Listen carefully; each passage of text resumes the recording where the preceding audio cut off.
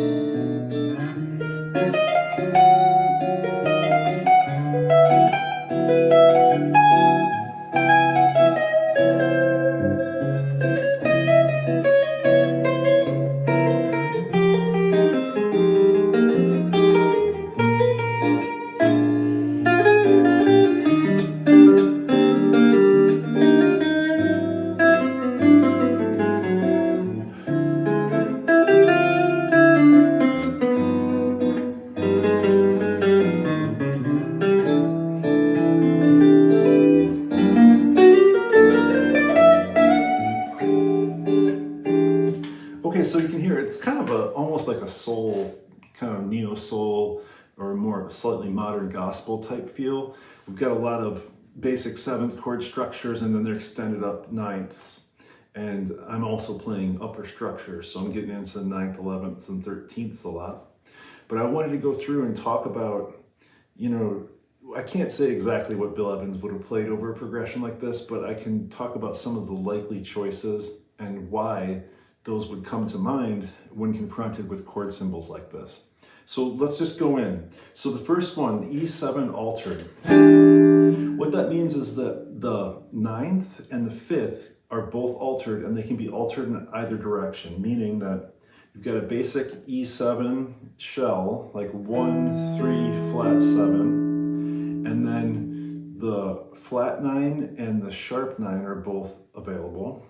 In this case, it would be F natural for the flat 9 and F double sharp for the sharp 9. You might say, Dan, why not just call that a G? It's like the Hendrix chord where you've got E, G sharp, D, and really G natural. But it's a 9th, so we've got to call it a type of F. We're going to call it F double sharp. So you've got a structure where you've got 1, then you've got the flat 2 or the sharp 2, that comes up to the major 3rd, and then you can have both 5ths. So in this case, you could have a B flat or a B sharp. You could have a flat 5 or a sharp 5.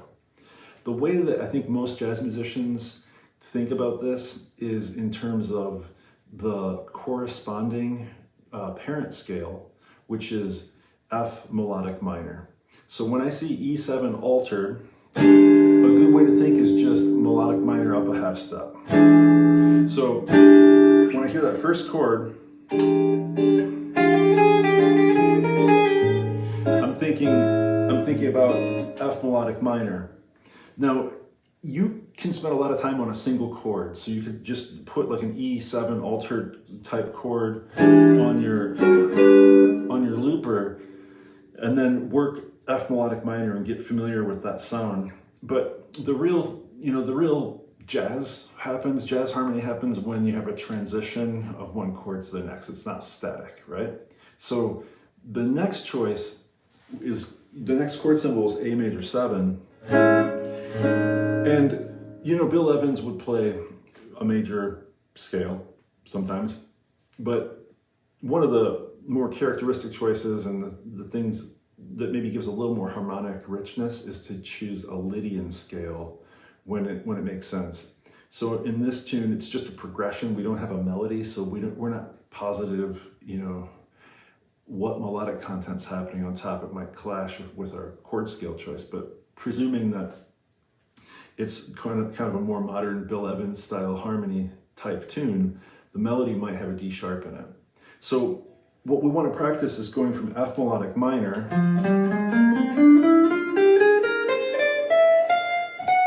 to resolving wherever we are in F melodic minor, resolving it to a tone close by within A Lydian. Now, A Lydian's parent scale is E major. So if you like, you could think of the chord symbol E7 altered going to A major 7 as F melodic minor, E major. This is extra thinking in a way, but in another way it simplifies things because it puts a lot of similar chords in the same parent scale, in the same family. So if I were to simply, let's do this. I'll clear out my looper here and I'll just loop those two chords, E7 altered.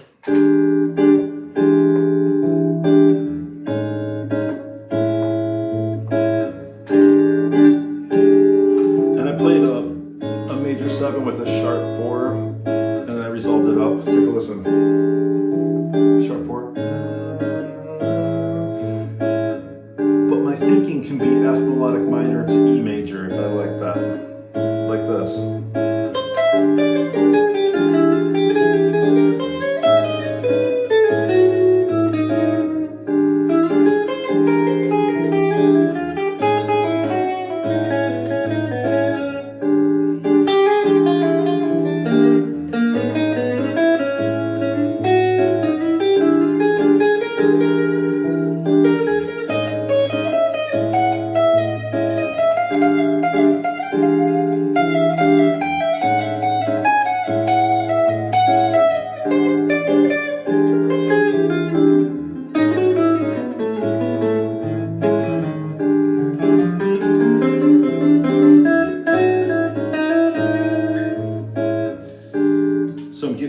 away, but this is how I would practice. I break down transitions and then really just marinate my brain in all of the possible connection points. A thing that was coming to mind as I was playing is another shameless plug, actually. Before I moved back to Iowa about 6 weeks ago, I had a really productive period in Seattle, kind of freaking out about my relocation, and I was pumping out material. And I published 2 books. One is a book on rhythm, and then a jazz rhythm book. You can check it out on Amazon. But the other book was a book called Jazz Sequences, which I think is going to be probably more and more selling, as time goes along, because I took this idea of not just practicing scales as a thing, like, you can do whatever you want within a scale, but the idea of sequential improvisation, which is something that musicians, I always associate it with, like Beethoven for one, who is really more Motivic. Sorry, I dropped my pick. Motivic in his composition. It's sort of a German thing, but you also hear it in Sonny Rollins and Jim Hall in the guitar world. What am I talking about? It's the idea that a scale-based improvisation in which you're emphasizing certain intervallic patterns that can be sequenced through the parent scales. I'll demonstrate a simple thing. Like, for example, if I'm thinking F melodic minor over E7 altered, and I play,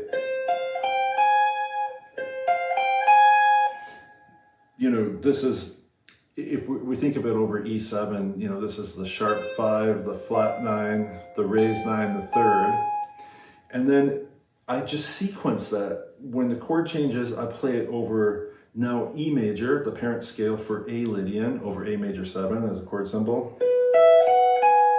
And then I adjust the intervals so that the sequence is, in classical music, they distinguish between a tonal and a real sequence. A real sequence would be the exact same intervals repeated on a different note, whereas a tonal sequence adjusts the intervals to become diatonic to the scale of the moment.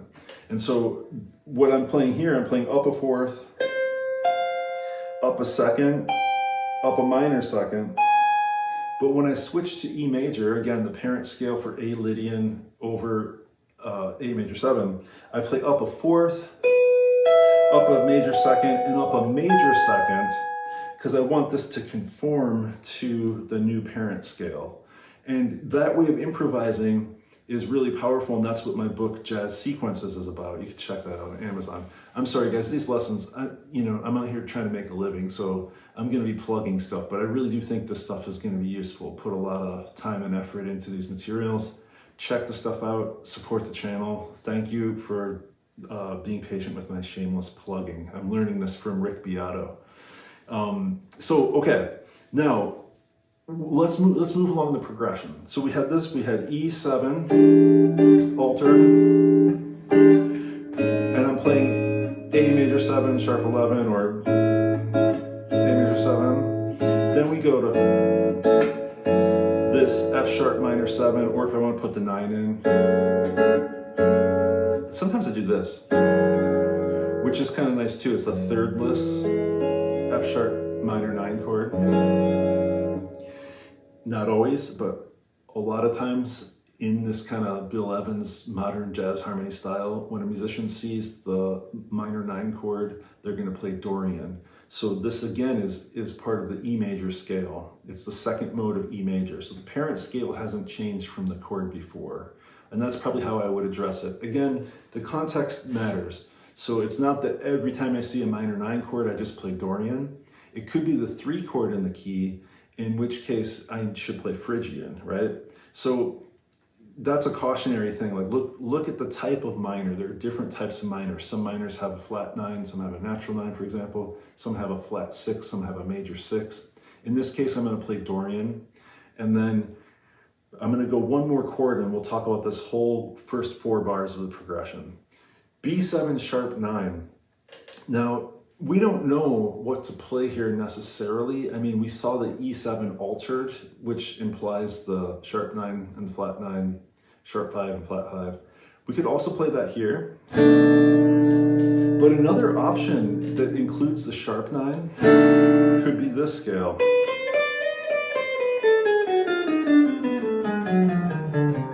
which is the half whole diminished scale. And this sounds really cool because it's got the flat 9 and the sharp 9, but it's got a natural 13 or a 6. The 6 is the major 6, like from the A Lydian scale. This scale, by the way, I should kind of talk about this. I said this was going to be a more advanced video, and if you're still watching this, you're probably not a total beginner because a lot of what I've said already is pretty advanced, but maybe you want to stretch your brain, so everyone's welcome. But I would say the use of the half whole diminished or the whole half diminished, depending on how you conceive of it, the diminished scale anyway, the octatonic scale is what Debussy and the Messiaen, the classical French composers, called it. The correct use and application of this scale, I think, is one of the things that would really distinguish an intermediate and more advanced jazz improviser. If you've got this in your bag and you're pretty fluent with this scale, you're probably getting into advanced jazz harmony. You're not really an intermediate player anymore. So what is the scale? Just as the name describes, I think of it as half whole. So when I see it on a dominant sharp 9 chord like that, maybe like a natural 13 chord with a flat 9,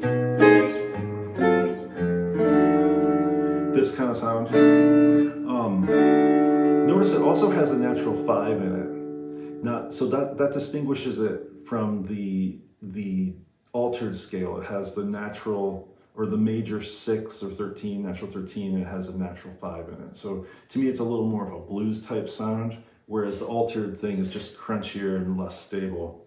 But what I was going to say is try playing it on one string. Like in this case, if I start on the B string, it goes up a half step, so 1 fret, then 2 frets. 1 fret, 2 fret, 1 fret. Sorry, did I do that wrong? Up a fret, 2 frets. Up a fret, 2 fret.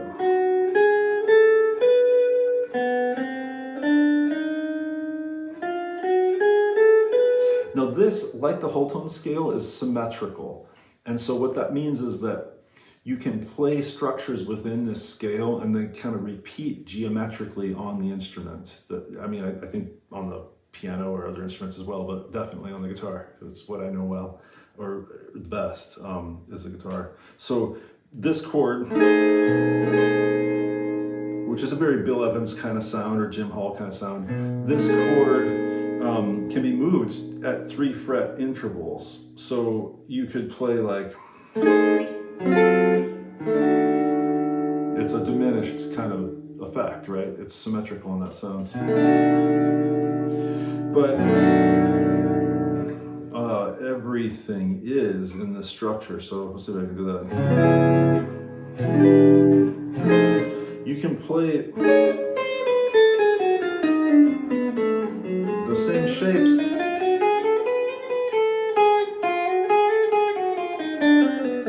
Like for example, let's see.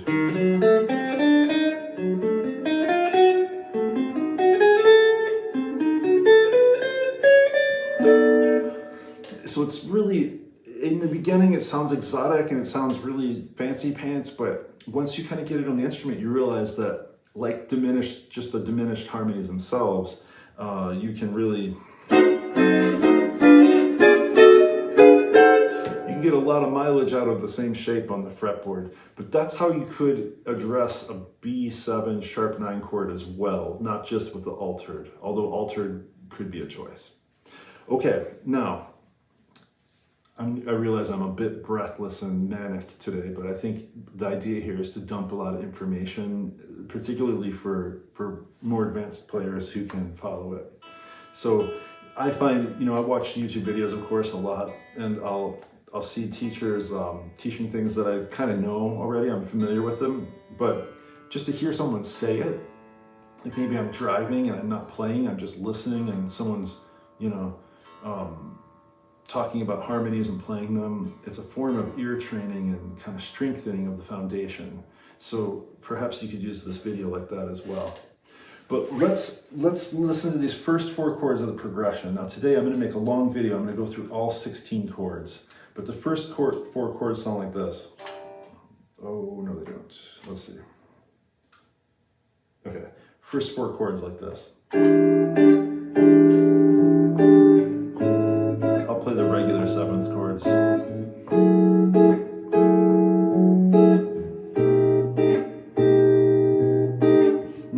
did that incorrectly. Do you know why? Because on the B7 chord, if I want to practice the half whole diminished, I shouldn't have played the sharp 5.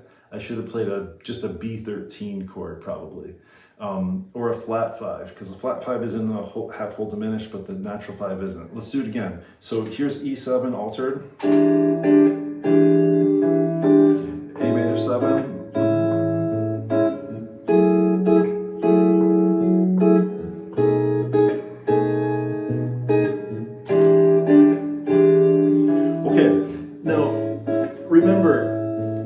Think about parent scales like this. Here we go. Here's the beginning.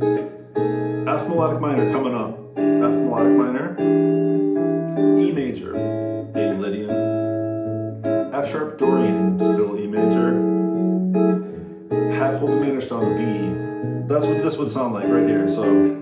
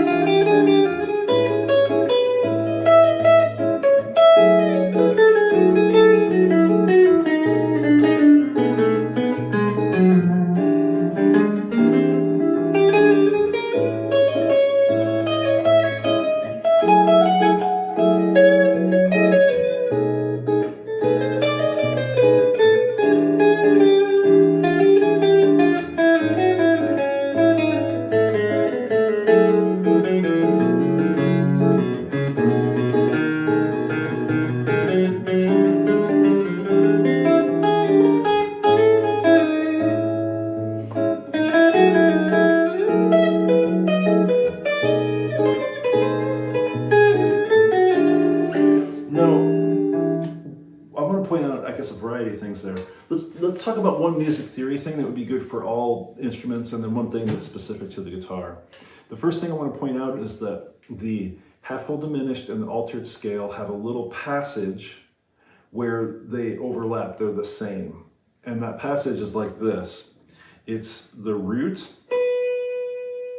the flat 9, the sharp 9, the third, and if I go back to the root, it's the flat 7th as well. So all of those notes are in common between the altered and the half whole diminished. But where it gets different is where in the half whole diminished, if you come down the scale, let's come down the half whole diminished. So we start on the root B, then we have a flat 7, natural 6 or 13, natural 5, so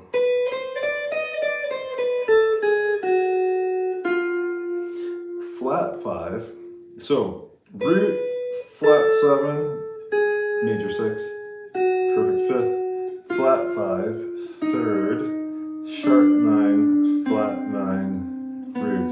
It's an 8-note scale, by the way, octatonic.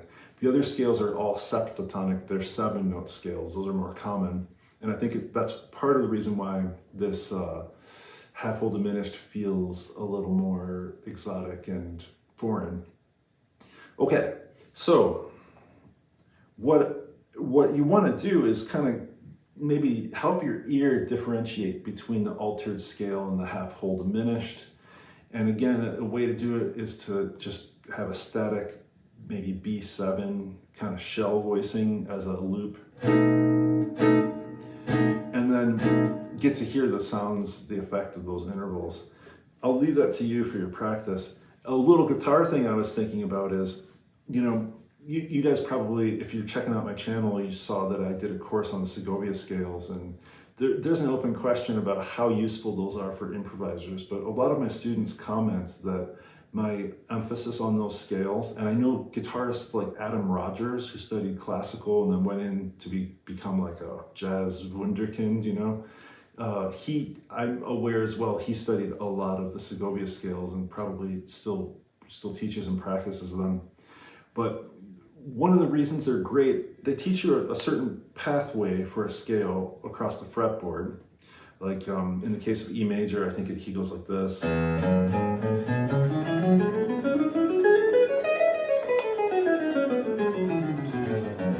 Roughly, I think I might have changed the fingering a little bit.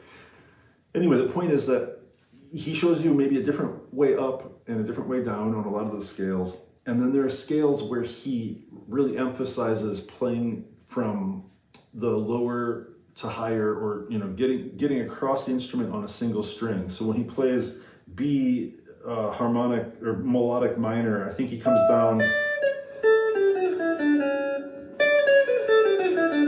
He does 9 notes on the second string.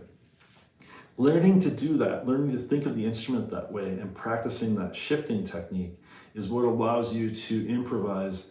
And when I play across these parent scales, very often you'll see, as I'm trying to access open up different registers of the guitar, I'm playing those parent scales on a single string.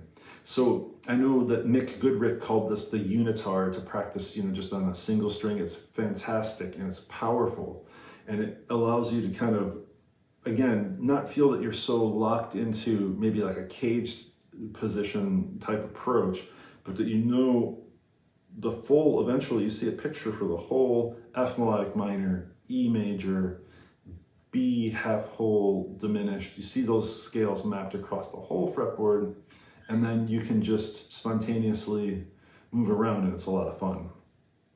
Okay guys, let's continue. If you have patience for this, let's go another layer deeper, okay? So in the second stanza, or second line, second system of this progression, it goes E flat minor 9, D major 7, C sharp 7 altered. So listen to this bass motion, it's cool. Half step bass motion. Parent scales. Mode is going to be E flat Dorian, which is D flat major, parent scale. D major 7, let's do the Lydian scale, so it's A major. We're going to put the...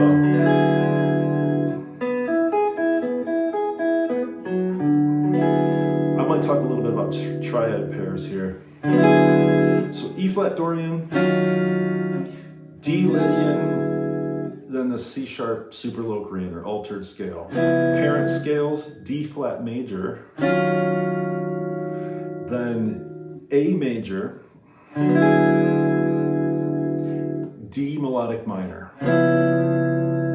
E flat Dorian is the second mode of D flat major. D Lydian is the fourth mode of A major.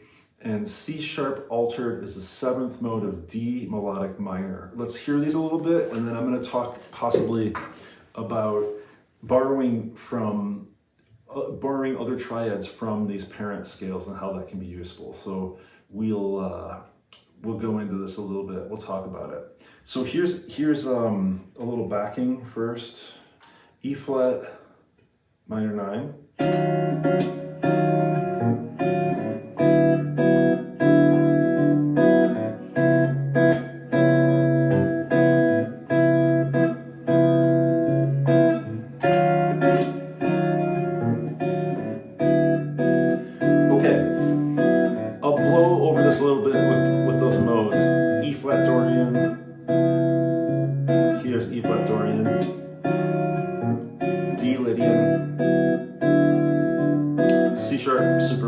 Seventh mode of D melodic minor.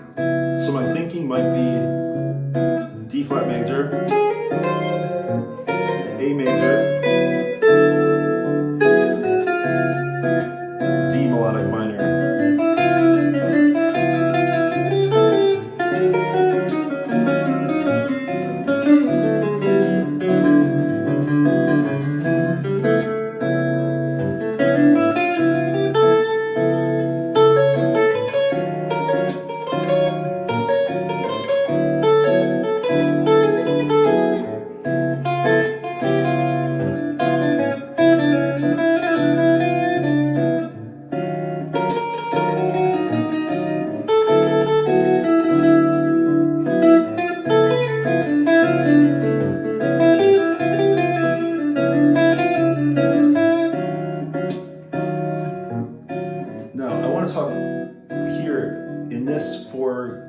Section I'm going to talk about triad pairs. And what are triad pairs? Well, I mean, basically you can superimpose harmonies. This is something that people like Bill Evans again, Herbie Hancock and all these guys do all the time. Sorry about that. I just got a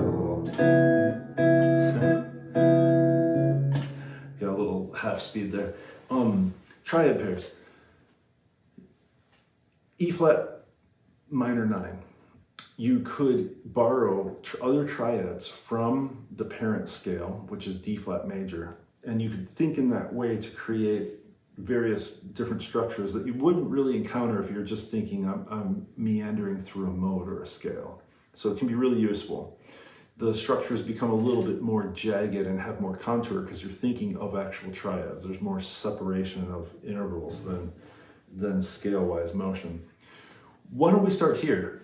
We play the actual chord symbol, the bass triad of that 9th chord or 7th chord, and then we play the triad of the parent scale after it. So what would that sound like? Well, here's E flat minor. The parent scale is D flat major.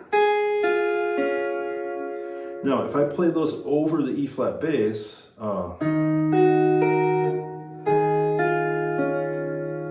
this sounds like a minor 9, but it sounds like a sus chord because the D flat major triad is the flat 7th, the 9th, and the 11th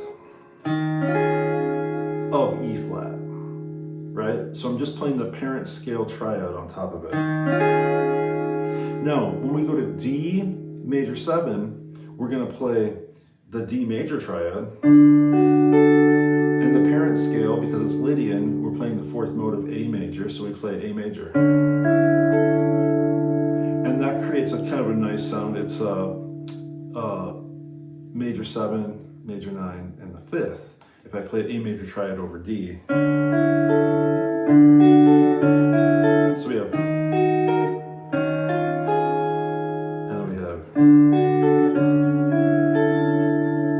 Now, if over C7 altered, I play maybe root 3rd sharp 5 or flat 5.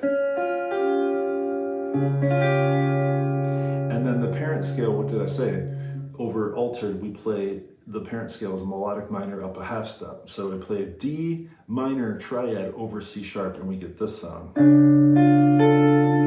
which is flat 9, the 3rd, and then the what would be the sharp 5 of C7, C sharp altered. Now, let's see if I can replay that progression, and I'm going to improvise with those triad pairs. So just to give you a sense of this, there's a great book by Walt Wieskopf, I think his name is. It's a E7alt book about triad pairs I recommend. Walt is a great saxophonist in New York.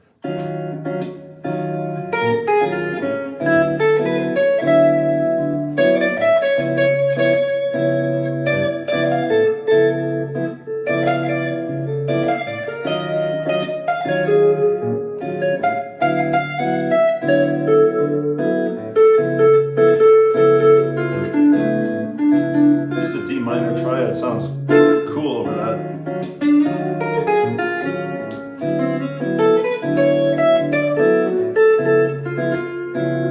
I'm just thinking D minor, but they sound like choice notes, you know, because it's really 2 altered notes and the 3rd, because I'm playing just that minor triad up. So that second little stanza, or I say stanza, system is the correct word, was about triad pairs. Okay, so we're going to move forward a little bit more, and I'll go a little faster, but I'm going to show you one more scale choice that someone like Bill Evans would use, something that you should have in your toolbox if you are an advanced player. By the way, I said I wasn't going to do too much shameless plugging, but you know, in the spirit of YouTube here, bear with me. I have a book on modes and a modes course. There's a course on Way of the Guitar that's super extensive, 21 modes. It's the modes of melodic and harmonic minor and major. And I go through it extensively. And then the book is kind of a companion volume. It's a jazz guitar genius series. Not that I'm the genius, but when I studied Japanese, there was a great dictionary called I think by the company Longman, called the Genius, like English language genius dictionary in Japan. And I like that idea that the book is a genius. Anyway, so you can check out those modes things if this is new to you. But you'll notice in this progression, it's F minor 9, and then there's a B flat 7 flat 9. Let's talk about that one a little bit. I'll just play, for now, I'll play a natural 6. We'll talk about why. And then I'll play a plain old major 7, maybe going to a Lydian, and then I'll play A flat 7, sharp 5. Let's put that on the looper and talk about the scales choices here. Ready? And F minor 9, natural 13,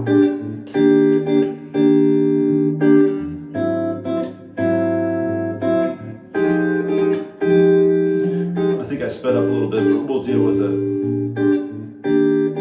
So this progression, I'm going to go F Dorian, which is E flat major, that's our parent scale. And then on the B flat 7 flat 9, notice that this does not say altered. And so that should kind of tickle your brain. You should be asking, why isn't it altered? I mean, they want the flat 9, altered has flat 9. What's the difference between a 7 chord with a flat 9 and a 7th chord that's altered? Well, this is the thing. A lot of people use the B7 flat 9 chord symbol to indicate one of two things. A lot of people will play the half whole diminished that we talked about, because that has a flat 9. Or they'll play, and this is the new one I'm going to introduce here, the new chord scale. They'll play what's called Phrygian dominant. It sounds a little maybe uncharacteristic of jazz, a little too exotic, but it's used a lot as a passing color. And it's a good one to be aware of when you're confronted with that chord symbol. This is the 5th mode of E flat harmonic minor. So if you've played harmonic minor scales, but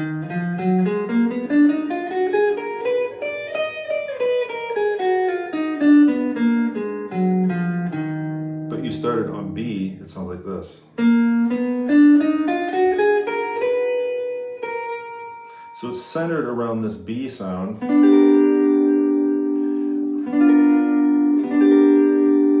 B flat sound, but it's really E flat harmonic minor. So the parent scale is E flat harmonic minor. E flat major 7, I'll play E flat Lydian, which is the 4th mode of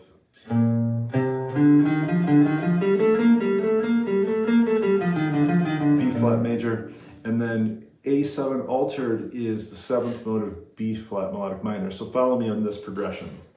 I'm going to think F Dorian, B flat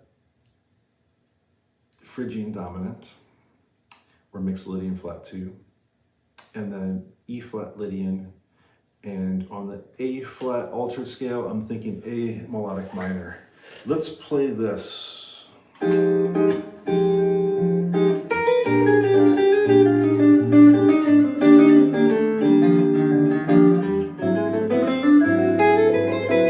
just kind of running scales.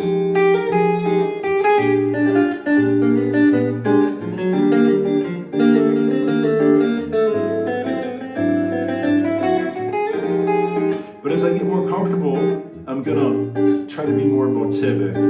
So I'm gonna try to do more of those sequences as a practice device. So I might play something like this.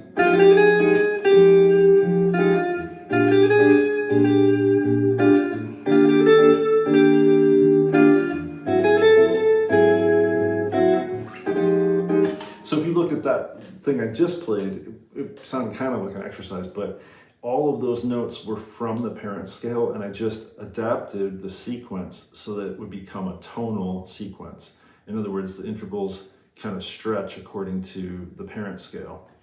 Okay, we're on the home stretch. Let's talk about the last 4 chords. There's really nothing new here. I would play on D minor 9, play D Dorian, G7 altered, melodic minor up a half step, A flat melodic minor, C major 7, play C Lydian, which is really G major, that's our parent scale. And then on F sharp 7 altered, I'm playing G melodic minor. And this, in this stretch here, I think what I might try to do is create some kind of companion phrasing, because I've got in the second and fourth bars of this 4-bar progression, I've got altered scales. So I might try to create some kind of sequences that last kind of 2 bars, or motivic stuff that's kind of 2 bars long, and then adapt it to the second 2 bars, because the progression itself kind of suggests that symmetry would be good. So I think if you have patience, guys, what I'm gonna do real quick is I'm gonna lay down the whole progression, jam it out, and then that'll be the lesson for today. Again, you know, I realize that not everyone has the economic means to purchase all this educational material, but there are varying levels of commitment to it. I mean, you could take private lessons, you could be involved in the self-paced courses, you could get onto Patreon and join the group class, which is a lot of fun. It's more social and a little more real-time interaction. And then there are the books, which my books are more like reference tomes. You'll get your money's worth if you pick those up. You know, you'll be looking at them for years. I'm still studying this stuff. I went deep with kind of producing all these reference books, so I think you'll get value out of them. Thanks for checking out the channel. By the way, I haven't talked about chord voicings, but I'll try to let you see the grips. These are all very common grips. I'm using a lot of shells, so fifthless voicings, and the note on the second string usually is the note that's an altered note, or the 9th. But common grips that you can find in my drop voicing book. Okay, I'm sorry for all the plugging. I'm getting to be too much like Rick Beato. I would like a fraction of his subscribers though. Please subscribe. Okay, here's E7 altered. Here we go. 2, 3, and.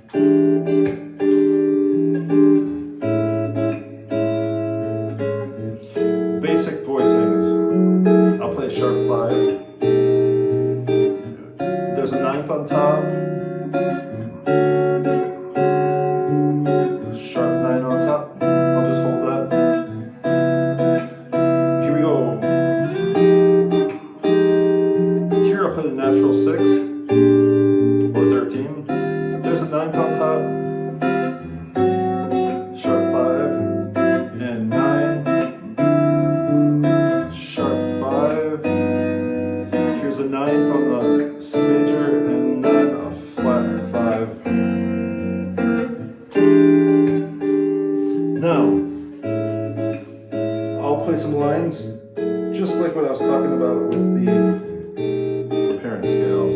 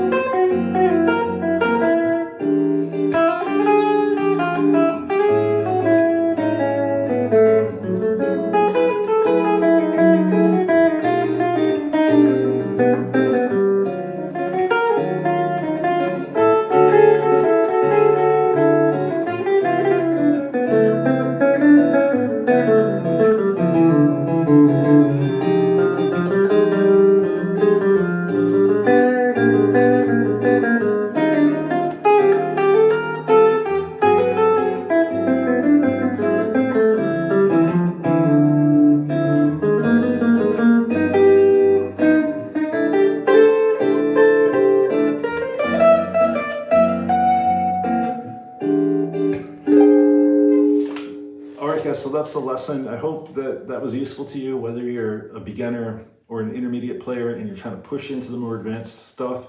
I would just say as a summary, get your altered stuff together, get your half whole diminished stuff together, Phrygian dominant, start to maybe address major chords with the option of a Lydian, and then try to improvise motivically so that you're not just noodling through scales, but you're kind of shifting these little improvised geometric structures and you're making them adapt to the parent scales.